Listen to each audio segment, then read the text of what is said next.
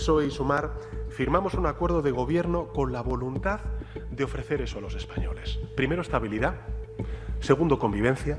Y tercero, progreso a España para los próximos 4 años. Hoy presentamos un acuerdo que no es solo un acuerdo de gobierno, es sobre todo un acuerdo con la ciudadanía, un acuerdo y un compromiso con nuestro país. Este acuerdo... 3 meses de negociaciones y 14 borradores después, Sumar y el PSOE presentaron este martes su esperado acuerdo para renovar coalición de gobierno. Lo hicieron en el Reina Sofía, en un acto todo sonrisas, pero ojo, sin derecho a preguntas, como os decía. Se trata de un documento de 48 páginas con muchos puntos, 230 en concreto, bastantes claroscuros y algunas ausencias notables. Violeta, crudos días. Crudos días. Cuéntanos, ¿qué encontramos en él? Pues como destacaba, una de las medidas estrella es la reducción de la jornada laboral. PSOE y Sumar quieren que el año que viene las 40 horas semanales actuales pasen a 38 horas y media y que en 2025 sean 37 horas y media, sin reducir el salario. Este cambio se haría por ley, modificando el Estatuto de los Trabajadores, y luego se llevaría a negociación colectiva. Interesante, sí, pero veremos, porque depende también del apoyo de la patronal y, como os decía, ya han dicho que les parece un atropello. Atropello son las jornadas de horas extras impagadas y tener 7 veces más beneficios que la subida de sueldos, como pasa en España. Bueno, ¿qué más? En materia de empleo. También han anunciado un plan de choque contra el desempleo juvenil y medidas como la ampliación de los permisos de paternidad y maternidad hasta las 20 semanas. También subir el salario mínimo hasta que represente el 60% del salario medio. Y aprobar un estatuto del becario. La letra suena bien, ahora hay que componer la música y encontrar a la orquesta para tocarla. Más cosas. En sanidad apuestan por el refuerzo del sistema público, por ejemplo, avanzando hacia la gratuidad de la salud bucodental o mejorando la atención primaria con un aumento de plantilla y la modernización de los centros y equipos. También quieren más inversión en salud mental. ¿Y en educación qué dicen? En materia educativa tienen puntos como la universalización de la educación de 0 a 3 años, libros de texto gratuitos o el aumento de las becas comedor, temas que ya estaban en el pacto PSOE-Unidas Podemos. Pero que no se cumplieron, como tantas otras. ¿Otras medidas interesantes? El documento también habla de aumentar el parque público de vivienda hasta el 20% del parque total, vigilar los alquileres, revisión de la normativa sobre alojamientos turísticos y otra medida que ya ha soliviantado la derecha, impulsar la reducción de vuelos nacionales cuando haya alternativa en tren de menos de 2 horas y media. ¿Y a ti? ¿A qué te suena todo esto? Bueno, a una ambición desmedida, que diría Zetangana, o insuficiente según se mire. Sí, la pregunta de oro, ¿de dónde va a salir el dinero? Han acordado que habrá reforma fiscal y más impuestos a la banca y las grandes energéticas. Los socios de gobierno pretenden recaudar hasta 10.000 millones del impuesto de sociedades y antes de que lloréis por ellas, recordad que el pobre Banco Santander esta semana ha anunciado un beneficio récord de más de 8.000 millones de euros. Un 11% más que en el ejercicio anterior y, sin embargo, les parece mal que se mantenga el impuesto a la banca. ¿Se lo podrán permitir, entonces? Podríamos pensar que sí. Y ahora, las ausencias, las clamorosas ausencias de ese acuerdo. Entre las más flagrantes, las medidas en materia de inmigración. Solo hay una referencia vaga al objetivo de alcanzar un pacto de inmigración y asilo dentro del marco de la Unión Europea. Ni regularización ni vías de inmigración legal. Tampoco se posicionan sobre el Sáhara Occidental. Y parece que hay otras medidas que también llegan cojas. Sí, por ejemplo, la derogación de la ley Mordaza, que recordemos estaba en el acuerdo de Podemos y PSOE en la anterior legislatura y no se llegó a tocar. En ese pacto solo se habla de reformar los aspectos de la normativa que limiten los derechos de reunión y libertad de expresión. De momento, como veis, tenemos más preguntas que respuestas, así que para intentar responderlas hemos invitado a Ernest Urtasun, que es portavoz de Sumar, nos habla desde Bruselas, donde es europarlamentario y a donde ha viajado con Yolanda Díaz y otros miembros del equipo. Ernest, gracias por atendernos. Crudos días. ¿Qué tal? ¿Cómo estáis? Buenos días. Para empezar, ¿satisfechos con el acuerdo? Muy satisfechos, la verdad. Han sido días complejos, de mucha negociación. Lo hemos estado diciendo estos últimos días, cuáles eran nuestras prioridades y bueno, es bien conocido por todo el mundo que en muchas cuestiones pues, había posiciones muy alejadas con el Partido Socialista, ¿no?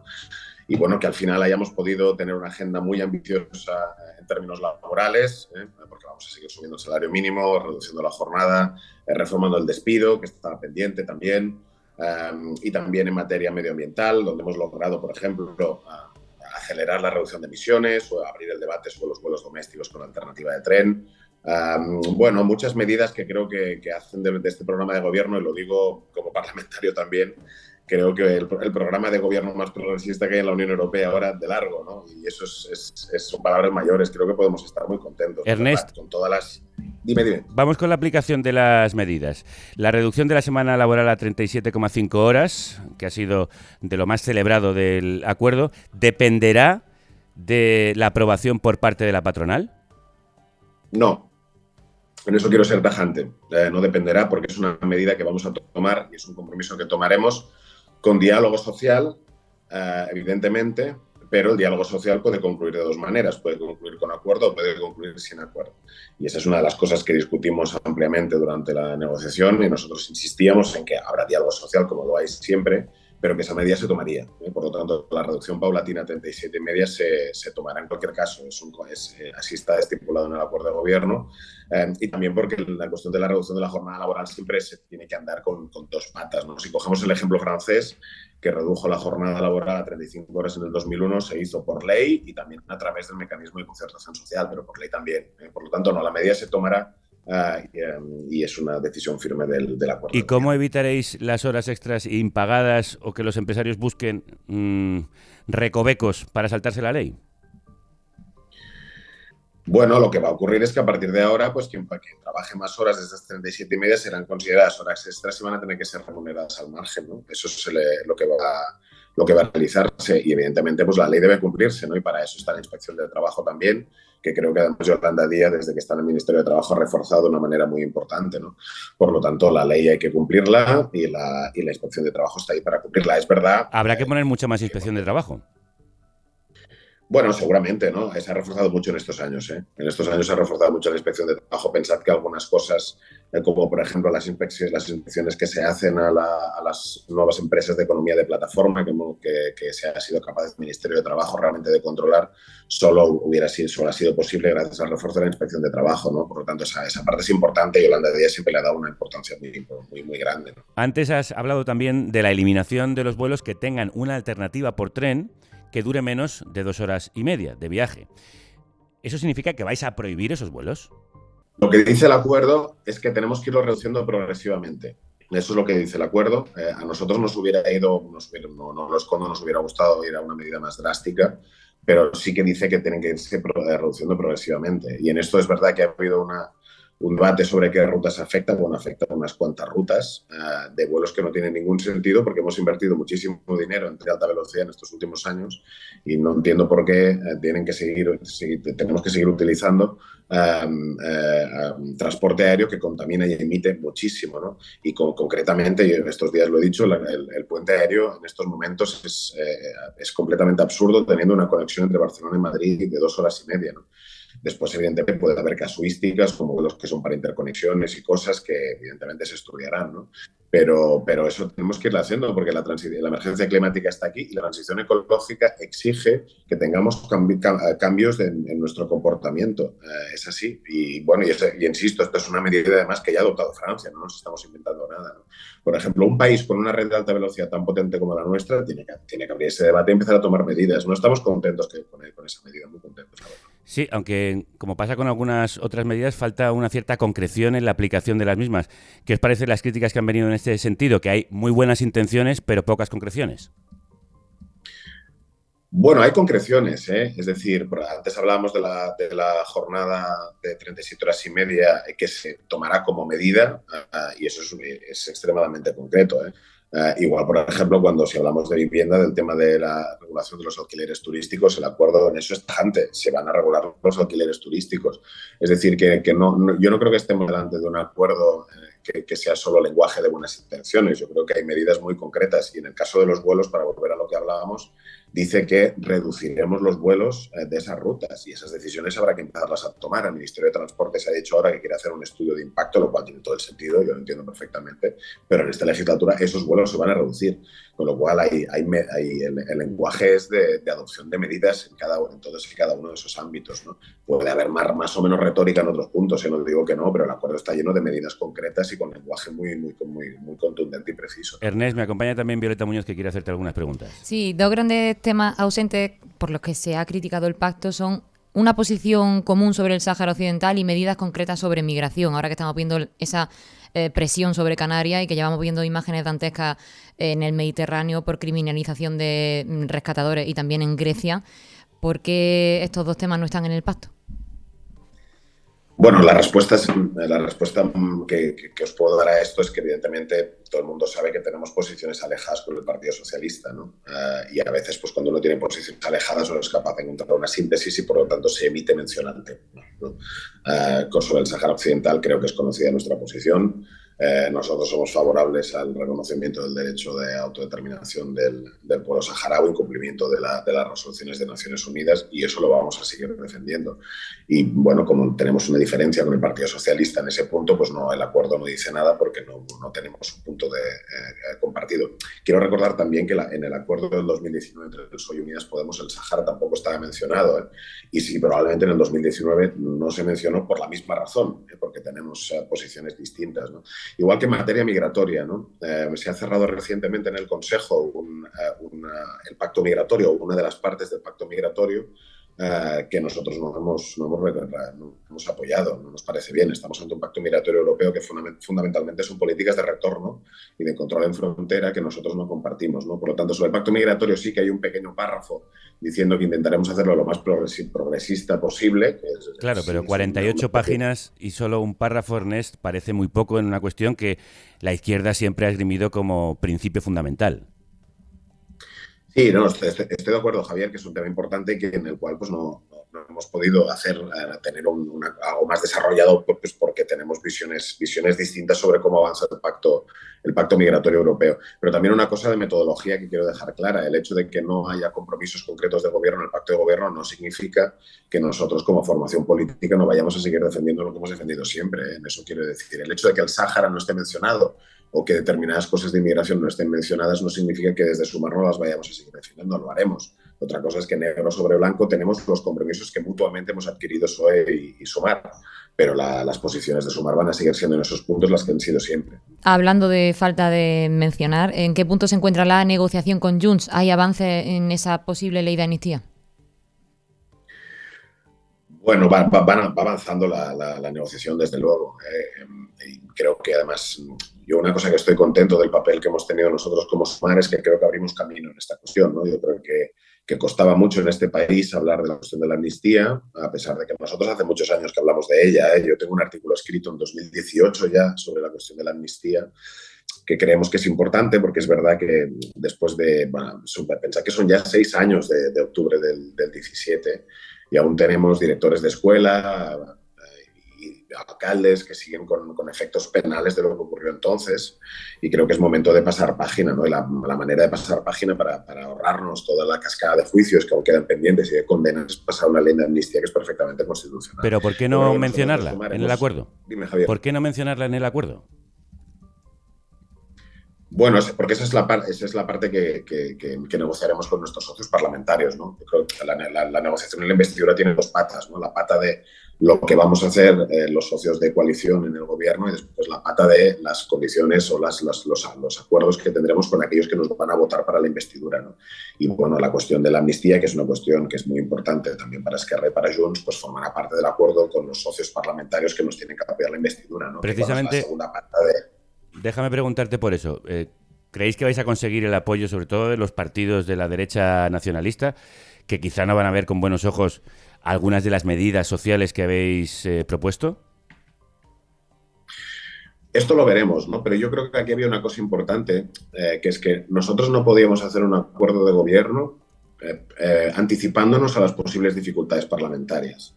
Esto alguien lo planteó en algún momento, decir, no, vamos a hacer un acuerdo de gobierno muy tímido, muy limitado, de gestión. Alguien planteó que esta legislatura tenía que ser de gestión y de trámite, porque la aritmética parlamentaria ahora es más compleja. Yo creo que nos hubiéramos equivocado profundamente si hubiéramos hecho eso. Yo creo que nosotros lo que teníamos que hacer era el acuerdo de gobierno que nosotros desde PSOE y de Sumar queríamos hacer, y nosotros insistimos que fuera muy ambicioso en derechos sociales y en avances. Y luego iremos al Parlamento a buscar los apoyos parlamentarios necesarios y veremos cómo va. Nosotros, por ejemplo, te puedo decir que el feedback que tenemos de algunas de estas medidas, de algunos de los socios que se supone que las tienen que bloquear, no son necesariamente negativas, ¿no? Por lo tanto, Lo importante es que el gobierno sepa dónde quiere ir y luego el Parlamento tendrá sus dinámicas, desde luego. Ernest, ¿y por qué el acuerdo se firmó con un lema del Partido Socialista? España avanza. Bueno, a ver, España avanza es un lema no sé si es un lema del Partido Socialista. Sí, del año 2021. Bueno, pues mira, desconocía que fue un lema anterior del Partido Socialista. Lo que pasa es que estarás de acuerdo conmigo, Javier, que tampoco es un lema muy original, ¿no? España avanza. No Bueno, pero claro, daba la impresión de que era más Sumar asumiendo los postulados del PSOE porque se firma delante de una mesa con un lema que ha formado parte de una campaña electoral socialista. Bueno, pero mira, a ver, al final, más allá de la presentación y de la escenografía, lo importante son los contenidos del acuerdo. Yo creo que hoy todo el mundo entiende que el acuerdo probablemente lleva más la marca de su marca del PSOE en muchísimos temas, ¿no? Pensad que muchas de las cosas de las que estamos hablando hoy del acuerdo son nuestras banderas de campaña. La reducción de jornada, los vuelos, la vivienda, la climatización de las escuelas. Son todo cosas que nos oísteis decirlas en campaña, ¿no? Yo creo que el programa lleva el sello de Sumar en gran medida, y después la escenografía, pues no sé, estará más o menos lograda, ¿no? Pero bueno, para mí eso es menos importante. Lo importante es que el acuerdo es claramente progresista y en un sentido positivo. Y otra cosa importante es la fecha para la investidura. ¿Qué sabemos de esa fecha? ¿Sigue en pie la idea de que sea la semana del 6 de noviembre o podría alargarse? No tenemos fecha de investidura todavía. Nosotros lo hemos dicho cuanto antes mejor. Para nosotros lo que era importante también de presentar el acuerdo era no dar la impresión, como le ocurrió a Feijóo, que iba a una investidura y no había ningún tipo de avance, ¿no? Nos estuvo un mes y medio esperando a que ocurriera algo, no tenía ni un solo apoyo, no nos explicaba qué modelo de sociedad quería. Entonces, para nosotros es importante ir dando pasos. Por eso el acuerdo entre Sumar y el PSOE era importante, explicarle a la gente qué es lo que queremos hacer y para qué vamos a esa investidura, ¿no? Ahora, evidentemente, la fecha pues dependerá de lo rápido que avancen las negociaciones con los socios parlamentarios. Bueno, para nosotros cuanto antes mejor, y trabajamos día y noche para que sea lo antes posible, pero no tenemos una fecha, aún no os puedo adelantar esto. Ernest, para terminar, ¿qué te parece que Irene Montero dijera que no tenía conocimiento de lo que se estaba firmando en el acuerdo y que el entorno de Podemos, el entorno mediático, esté criticando duramente lo que habéis firmado? Bueno, a ver, aquí dos cosas, ¿no? A ver, sobre contenidos, yo creo que el conjunto del espacio comparte los grandes objetivos de lo que hay, ¿no? De hecho, ayer no escuché tantas críticas sobre los contenidos porque al final es lo más importante, porque los contenidos desde un punto de vista de lo que tradicionalmente ha defendido nuestro espacio son difícilmente criticables, ¿no? Bueno, más allá de las cosas que hemos comentado hoy en la entrevista. Bueno, algunos movimientos sociales también han criticado la falta de concreción de algunas medidas y la falta de aplicación de algunas de ellas. Sí, no, desde luego, y es lógico que se nos exija siempre más, y sobre todo si viene de los movimientos sociales, que su labor es exigirnos a los partidos políticos siempre más lejos. Yo esto lo entiendo perfectamente, pero globalmente yo creo que los contenidos son excelentes y son difícilmente criticables desde el espacio, ¿no? Y luego hay la cuestión de la metodología. La cuestión de la metodología, nosotros sí que es verdad que Nacho Álvarez, que ha sido el negociador, ha estado informando de forma regular todos los partidos que forman parte del grupo parlamentario, ¿no? De hecho, bueno, Nacho es miembro de la dirección de Podemos también y él lo ha explicado, ¿no? Con lo cual es verdad que después, bueno, uno puede haber querido tener mayor o menor protagonismo en las negociaciones. Estos son debates que son legítimos, pero que la información ha fluido con todo el mundo y Nacho se ha encargado de ello, ¿no? Y eso es lo único que podemos decir al respecto. Ernest Urtasun, te agradezco mucho que hayas respondido a nuestras preguntas. ¿Por qué no dejasteis responder preguntas en la presentación del acuerdo? Bueno, en la presentación del acuerdo yo creo que fue una puesta en escena de presentación de los contenidos, pero creo que inmediatamente después de la presentación del acuerdo estuvimos atendiendo a los medios de comunicación todo el rato. Yo he estado haciendo medios de comunicación desde la presentación del acuerdo constantemente, es decir, que sí que nos hemos expuesto a vuestras preguntas, a las críticas, a las dudas, como hemos hecho hoy, ¿no? Y lo vamos a seguir haciendo. Quizá en el acto no lo hicimos, pero en las horas posteriores lo hemos estado haciendo todo el rato. En cualquier caso, yo te agradezco mucho que hayas estado en los micrófonos de Carne Cruda. Un abrazo muy fuerte. Gracias, Javier. Un abrazo fuerte. Hasta luego. Primero fuimos un programa de radio. Después un podcast. Podcast. Pero siempre seguimos emitiendo en directo. Desde entonces somos un podcast y un programa de radio. Luego nos independizamos de las emisoras. Nos convertimos en una república independiente. El primer programa de radio del país financiado por sus oyentes. Así que formamos una comunidad. Una familia. Y también hicimos programas en teatros. Nos convertimos en espectáculo. Y después en festival de música. Y en editores de un libro y un disco. Y en productora de podcast. Y en programa itinerante. Pero aún nos faltaba algo. Nos faltaba tener nuestro propio espacio, nuestro propio estudio. Ser un lugar de encuentro y un sitio donde grabar. Ser no solo un programa. Ser una emisora. Y lo hemos conseguido contigo. Gracias a ti. Porque tú no eres un oyente más. Tú eres oyente de la República Independiente de la Radio. Y nosotros no somos un programa más. Somos carne cruda, mucho más que un programa de radio. Vamos a analizar todo lo que acabamos de escuchar y a destripar este acuerdo en una versión reducida de la tertulia más rojeras de la radio.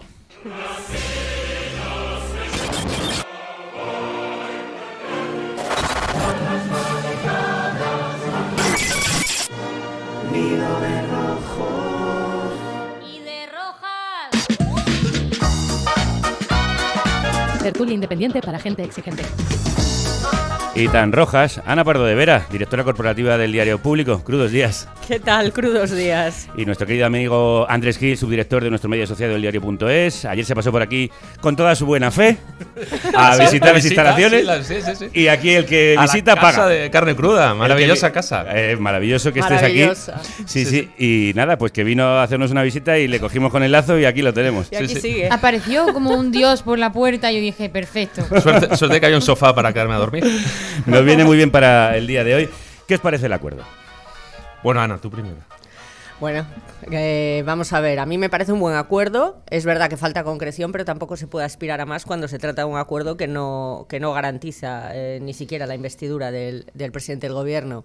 Hay cosas muy reseñables. A mí, en materia laboral, todo lo que ha hecho este gobierno me parece muy bien, porque creo que se necesita un cambio estructural en el modelo que tenemos en este país y hay que avanzar. Hay algo que sí me preocupa, porque es verdad que lo estamos viendo incluso ahora, que es el tema de las inspecciones laborales. Creo que hay que poner en eso el acento, porque bueno, tú puedes tener unas determinadas horas y si tienes que trabajar más, que te las paguen. Eso ya es una cuestión entre el empresario.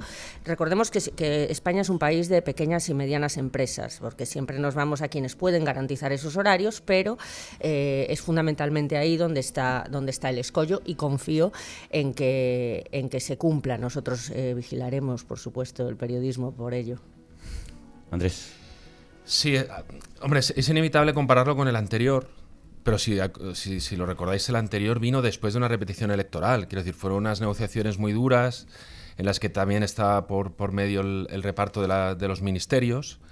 Fue un acuerdo que en aquel verano del 19 se rompió y hubo que repetir las elecciones en noviembre. Era la primera vez que se llegaba a un acuerdo de coalición progresista después de 8 décadas. Y claro, ahora se llegaba con más fácil, ¿no? Se daba por supuesto que el PSOE y Sumar se iban a poner de acuerdo, se daba por supuesto que el escollo principal es con Junts y con la amnistía, y que donde si hace 4 años el conflicto era cómo se podía fraguar ese primer gobierno de coalición en 8 décadas, ahora realmente lo conflictivo está en cómo se puede encajar las necesidades de Junts y las necesidades del PSOE para esta investidura. En cuanto al acuerdo, claro, es un acuerdo. Entonces eran 35 escaños de Unidas Podemos, ahora son 31. Quiero decir que incluso esa correlación de fuerzas entre las dos partes es diferente. O sea, que es normal que haya un entendimiento más fácil después de haber tenido ya una legislatura por un juntos lado, y de tener menos fuerza por parte de la izquierda del PSOE. Se priorizan los contenidos sobre los cargos públicos, que eso siempre genera muchísima tensión, no lo olvidemos. Y eso es algo que empezará ahora. O sea, evidentemente habrá habido intercambios, habrá habido sus consultas, habrá habido sus tanteos, también por los énfasis en los que cada uno ha puesto en este programa que han acordado, pero claro, esa será la siguiente fase, ¿no? La fase de negociación interna dentro de Sumar para ver quiénes pueden ser esos ministerios, y también en negociación con el PSOE para ver qué carteras tiene cada parte. Pero bueno, ¿creéis que Podemos tendrá una cartera como está pidiendo ya? Podemos tendrá una cartera, pero no serán ni Ione Belarra ni Irene Montero. ¿Ah, sí? Yo creo que sí, estoy casi segura. Andrés, ¿tú también piensas lo mismo? Yo, fíjate, esto no... Seguramente sea así, pero también tengo la sensación de que igual que en torno a Magariños parecía muy inviable un acuerdo entre Sumar y Podemos. No lo sé, quizá ahora también está viendo sus movimientos, porque al final es una forma de garantizarte que la cohesión del grupo parlamentario, que todos los 31 diputados apoyen al gobierno. Y no lo sé, seguramente esté habiendo una evolución de unas posiciones previas en las que tenía que ser un gabinete más técnico que político, en el que hubiera más perfiles profesionales que de dirigentes, y en ese caso pues igual se podía buscar a alguien del entorno de Podemos, pero que no fuera muy orgánico, no lo sé. Yo Quizá creo eso evolucione. Que hay no buena sé si gente en Podemos, aparte de Ione Belarra e Irene Montero. Ione además tiene la responsabilidad de que un partido que ha perdido muchísimo apoyo remonte. Y yo creo que hay perfiles estupendos como el de Nacho Álvarez, sin ir más lejos, que ha sido el responsable de la negociación por parte de Podemos, además incluido en la dirección de la coalición de Sumar, Idoia Villanueva, Lilith Bestringe. Se me ocurre muchísima gente muy capaz dentro del círculo de Podemos, sin necesidad de ser tan estrictos como para no dar vías de negociación. Ahí la duda será si la persona de ese entorno de cada partido es alguien que más elegido por el equipo de Yolanda Díaz o del equipo de Sumar, o es una persona más elegida por las direcciones de los partidos, como pasó hace 4 años. Como pasó hace 4 años, que sí que fueron, los ministros han sido nombres que han elegido las direcciones de los partidos. Vamos a resumir ese acuerdo. Sí, la decisión estrella y la que más le puede atraer al común de los mortales, lo decíamos, es la reducción de la jornada a 37 horas y media semanales, algo que los sindicatos han celebrado, pero que lo esperábamos, no ha hecho tanta gracia a los empresarios. Esto atentaría de lleno a la competitividad. Es un hachazo tener que pagar lo mismo por menos jornada laboral. Eso decía el representante de la patronal catalana, Josep Sánchez Llibre, y el de los trabajadores autónomos, Lorenzo Amor, sobre la medida. La COE directamente ha calificado esta medida de atropello constitucional.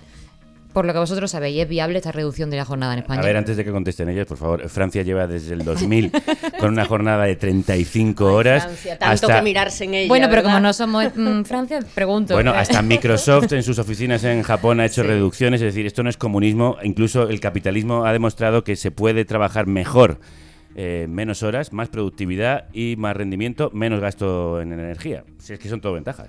Son todo ventajas, si lo combinas además con una combinación o en su caso quienes puedan de trabajo en casa.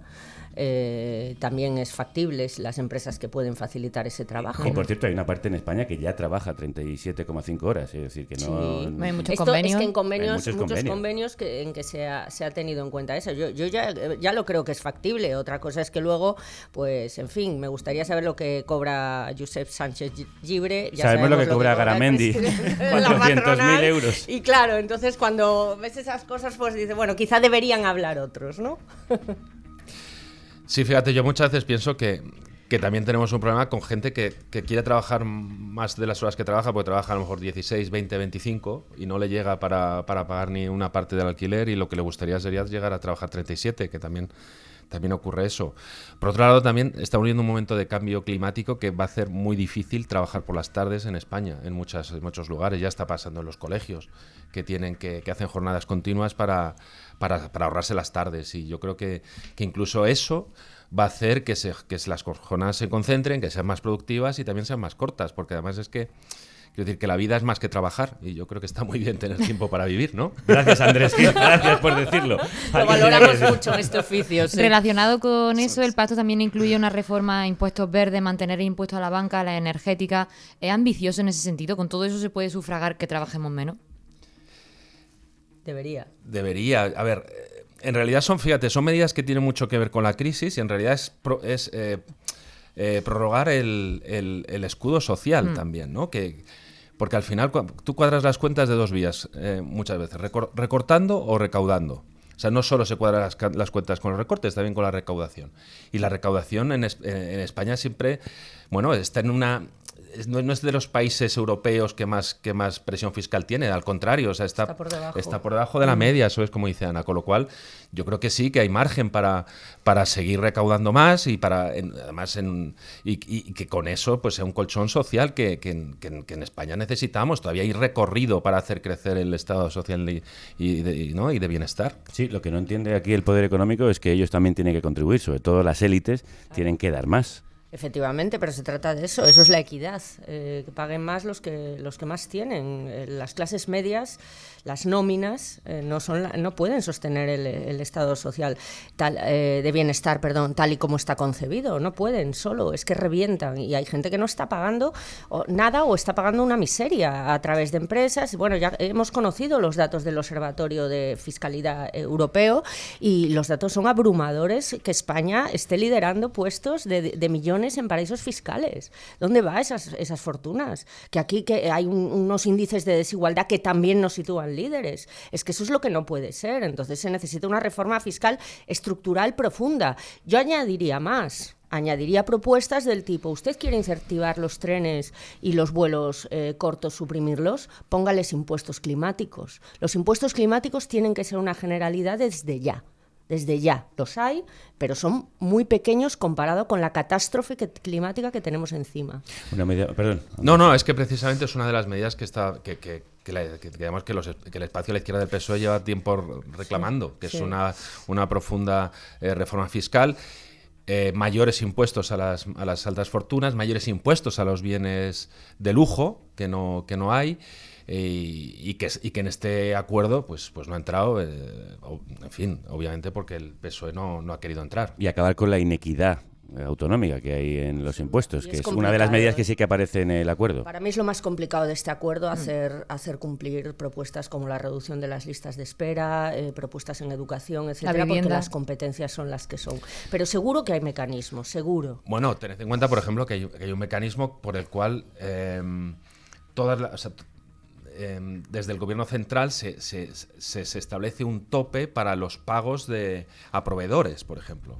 Y eso también quiero decir, que puede haber mecanismos de los cuales el gobierno central pueda bajar a las comunidades autónomas unos topes para que las administraciones públicas, pues eso, que no pueden pagar a un proveedor después de, no sé, a los 180 días. Tiene que haber o sea, que es verdad que es complejo, pero sí que hay formas por las cuales se puede hacer que las comunidades teniendo cuidado de no entrar en sus competencias, pero cumplan. Sí, bueno, si le das también más recursos a esas comunidades, podrán hacer cumplir las listas de espera. Si no se los des, es que yo creo que Pero si los tienes que dar además con unas condiciones. Claro, te doy esto para esto. Pero eso se lleva haciendo siempre y eso es el Estado autonómico, que no es el perfecto, como dice Feijóo, porque para mí el perfecto es el federal. Ahí tienes el problema que luego Madrid te baja los impuestos y además te pide dinero al gobierno central para hacer las cosas que te pide el gobierno central porque ellos bajan los impuestos y no tienen dinero. Porque tú lo vales.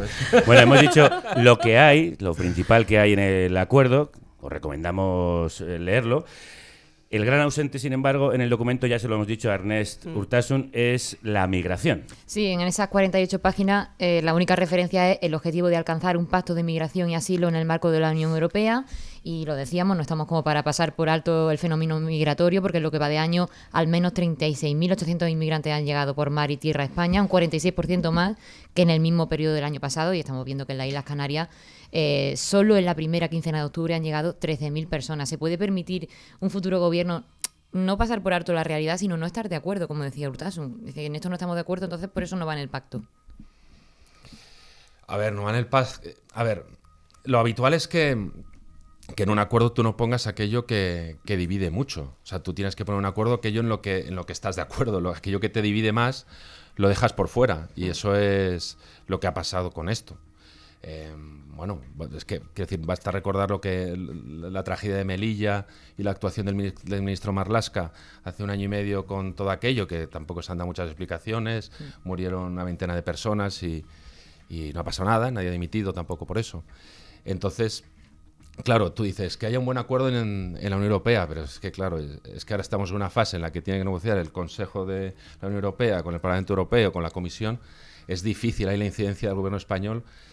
es que es muy difícil, porque ya ha terminado, digamos, que con la negociación del Consejo ya estás en la presidencia del Consejo, puedes influir algo, pero digamos que es un contexto muy complicado en el que no vas a poder cambiar muchísimas cosas.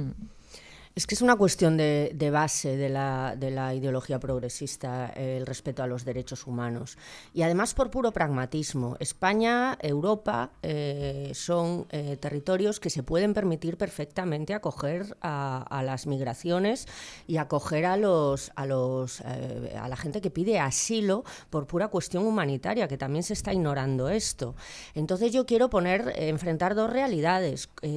¿Cómo se ha reaccionado frente a los refugiados ucranianos, cómo se ha reaccionado de bien frente a los refugiados ucranianos y cómo se está reaccionando frente a los refugiados pues de otras razas, de otros colores, de otras ideologías, de otras religiones y de otros continentes? Eso es lo que no puede ser. Eso es lo que no puede ser. Entonces, partamos de planes pragmáticos. A mí me consta que el Ministerio de Asuntos Sociales, me consta, está ahí, que el Ministerio de Asuntos Sociales trabajó en la reinserción. España es un país con un problema de despoblación inmenso, con un problema demográfico inmenso. O sea, la interculturalidad, la acogida, la población, todo esto es a base de recursos, a base de impuestos, crea sociedades muchísimo más prósperas. Es que centrarnos solo en las cuestiones de seguridad y mano dura. ¿Cuál es el problema? España necesita un buen acuerdo europeo. No lo tiene porque los países del Mediterráneo, como Italia, están gobernados por quien están gobernados, por la ultraderecha, de la mano dura y de los cañonazos contra los migrantes. Y eso no puede ser. Y lo que no puede ser tampoco es que lo estén pagando además dentro de esa España mediterránea comunidades autónomas como Canarias o como ciudades autónomas como Ceuta y Melilla nada más. Es que no puede ser, es una falta de solidaridad incluso entre gobiernos del PP abrumadora. Y eso es lo que hay que planificar. El Gobierno confía que este pacto impulse unas negociaciones con los partidos independentistas que ya están muy avanzadas, dicen, pero con puntos que aún hay que aclarar, como la recuperación de la figura del relator internacional y el punto clave, la amnistía. ¿Creéis que vamos a tener investidura? ¿Que vamos a tener legislatura? Bueno, yo me acuerdo que me llamasteis el 23 de julio por la noche y lo que dije es que siempre con mucho tiempo. Lo que dije es que no había investidura y que íbamos a tener elecciones en Navidad, creo que dije, ¿no? Bueno, yo estoy, digamos, recogiendo vela un poco de aquello que dije, sí. Ahora mismo, claro, tengo más sensaciones de que puede haber acuerdo porque a mí en aquel momento lo que me sorprendía mucho es que el PSOE pasara tan rápido del 155 a la amnistía, pero bueno, está recorriendo ese camino muy rápido y parece que está bastante avanzada las negociaciones. Aún quedan cosas por horquillar y hasta el último minuto se puede romper. Y tenemos experiencia también de que cuando Esquerra y Junts de repente se han puesto a competir a ver quién es más independentista, pues de repente tuvimos un 1 de octubre. O sea, no estamos en ese contexto, pero bueno, estas semanas que quedan van a ser duras y Junts es un partido que ha hecho campaña por no ser autonomista en contraposición a Esquerra, por no buscar una solución solo personal en contraposición a Esquerra. Y ahí está. Parece que está virando Junts, a pesar de que su militancia, que ha participado muy mínimamente en la consulta, y le ha dicho que no pacte con el PSOE, sin embargo parece que Carles Puigdemont está virando hacia un posible acuerdo. Ana, ¿tú opinas lo mismo? Sí, yo creo que estamos a las puertas ya de ese acuerdo. Yo creo que no vamos a ir a elecciones generales, pero no olvidemos las elecciones que tenemos el año que viene. No quiero amargaros el día tampoco, pero es lo que hay. Gallegas, vascas, europeas y seguramente catalanas también. Sí, estamos hablando de elecciones autonómicas donde quienes van a ser aliados en el gobierno central muy probablemente tengan que competir entre sí. Entonces yo creo que hay un acuerdo táctico para que estemos en la pantalla de ahora vamos a resolver lo del gobierno central, ya nos pelearemos el año que viene, porque además teniendo en cuenta que en Cataluña el PSC en estos momentos es líder absoluto y que tanto Junts como Esquerra están en un lugar nefasto con respecto, por ejemplo, al Partido Popular. Están por detrás en votos, recordémoslo, tienen más escaños pero menos votos. Y yo creo que la militancia de Junts tiene que ser consciente de eso también. Entonces se necesita una reorganización, pero claro, oír hablar de pactos de legislatura es lo que me parece un sueño teniendo en cuenta lo que viene el año que viene. Ana Pardo de Vera, Andrés Gil, Muchísimas gracias por venir a este nidito de rojos. Qué maravilla. Gracias a Gracias. vosotras. Esto no es un programa de radio. Esto no es una república independiente. Esto no es un estudio de grabación. Esto no es un lugar de encuentro. Esto es todo eso y mucho más. Esto es carne cruda. Mucho más que un programa de radio.